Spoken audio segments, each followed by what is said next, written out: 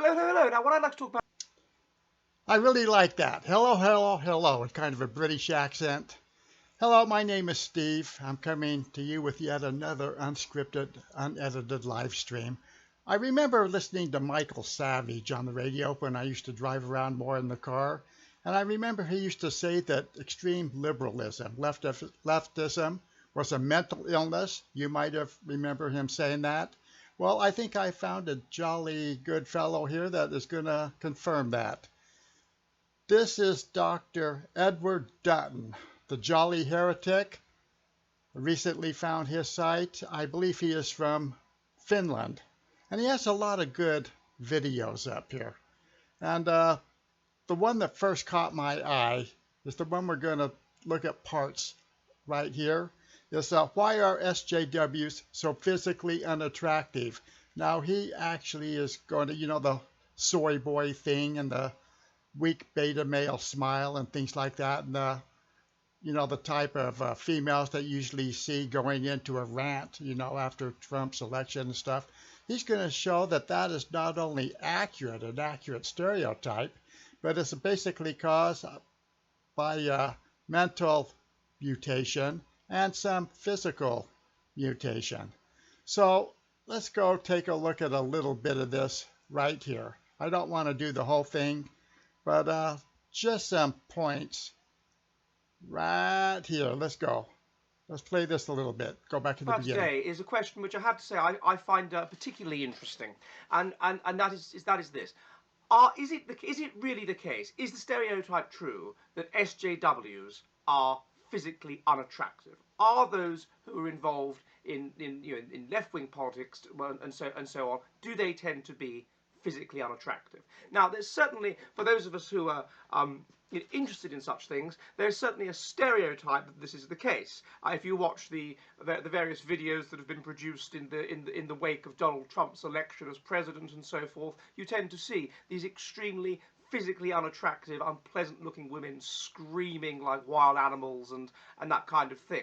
But is it really the case? Are social justice warriors genuinely physically unattractive? And if so, why? And moreover, if there are any exceptions to this, how do we explain these exceptions? Why? Now I'm going to skip ahead a little bit. Let's play a little bit more. I don't want to play his whole video because it's his, but I want to shout him out here. I'll put a link in the description of my video here. Let's continue on a bit. So that perhaps, I don't know, I wonder if that's perhaps behind sort of lesbianism. But you'd expect it to be a phase. It would be a phase they would go through, and then they would leave that phase. So that may be relevant to any stereotype about lesbianism involved in the far left. As for males involved in the far left, well, we can see that this idea that they are low-status males and that women don't find them attractive. And so, therefore, we can see why the far left would be attractive to these low-status, low-testosterone males, because although women do find testosterone attractive, and that there's good evidence that there are certain female qualities in men that they do find attractive. There's good data on this as well.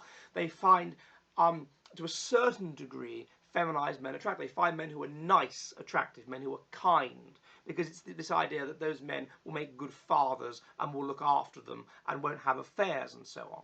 And so one of the ways, if you are a low status male with low testosterone, then one of the ways you can play for status, if you are an ugly bloke basically, is by being very, very left wing. And if you're... All right, now let's go ahead a little bit farther. I think this will probably be the finale on this. Yeah, you really should watch this whole thing.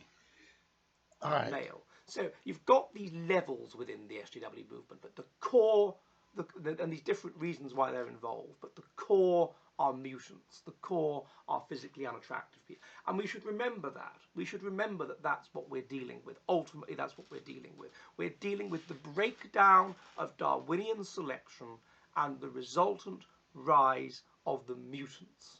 The resultant rise of people who wouldn't exist under conditions of Darwinian selection. The resultant rise of people who carry spiteful mutations of the mind, the ultimate aim of which is to destroy themselves and to destroy society. There's no reason to destroy humanity. In the case of the ones who are animal rights and so on, it's even worse than destroying their own ethnicity. They want to destroy the human race. these ones that argue that we shouldn't breed, that we should feel guilty about passing on our genes at all, that humanity should destroy itself. I mean, they are mutants. They are suffering from they are literally people who would have been selected out under any normal conditions, because having to, even a small number of them, potentially destroys the entire organism, because they because they are able to alter even the way of thinking, even of non-carriers, and thus alter the entire worldview of the organism, of the superorganism itself. That is how dangerous they are. We must not forget the fact that is what we are dealing with. We are dealing with mutants. They'll All right, so I guess there's really not much more to say after that nice finale. But he does have a longer one here. Here, the mutant says in his heart, there is no God. Actually, I kind of thought of that, something like that, decades ago, possibly. That basically atheists they're a break from humanity, the whole human historical experience. They're not really human, and what I would unpolitely, I guess, say. But there's let's see, there's one more to point out, if I can find it here real quick. Well, maybe I won't see it real quick. Oh boy. Well, it is here somewhere. But he goes, oh, right here. Here's an hour-long one, an hour and 15 minutes, where he goes on with another guest on the show, The Rise of the Mutants. That's what I was looking for. So he has two videos, basically, a shorter one, which I'm putting up for you now, and a longer one. And they're both very, very good. You know how basically it is extreme leftism that wants to destroy, you know, the white race, Western civilization, possibly even all of humanity. It is a mutation that's been introduced into the world, and it's going on. It's basically a very good video. I think you're going to enjoy it, and I know I certainly did. So I'm going to put up a link to this, and I just wanted to shout him out. He's a bloke from apparently Finland. Okay, Stephen out.